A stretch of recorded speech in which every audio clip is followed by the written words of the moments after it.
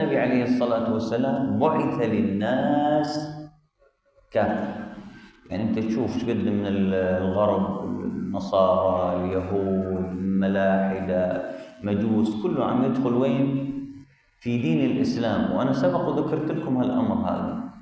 الشاهد في هذا الأمر دخولهم في الإسلام، وأكثر الناس تدخل في الإسلام ما تدخل في غير ديانة. الشاهد أن كل مولود يولد على الفطرة في الدنيا كلها، كل مولود يولد على الفطرة، أي فطرة الإسلام. فأبواه هين عاد لما يطلع الواحد يشوف أبوه وأمه على اليهودية، على النصرانية، يصير مثلهم، وهيك يتبع ويمشي على هذا النهج. أما لما يشوف دعوة إلى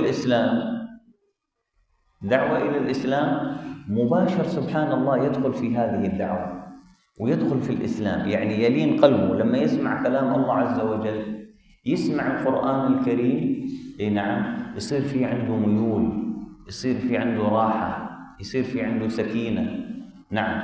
لكن إذا ابتعد عن هذا المنهج القويم، عن كتاب الله عز وجل، عن سنة سيدنا رسول الله صلى الله عليه وسلم، ترى أنه بدأ يتخبط في المأكل والمشرب والمنام والعمل والرزق متكدر وما شابه ذلك. نعم. وهكذا.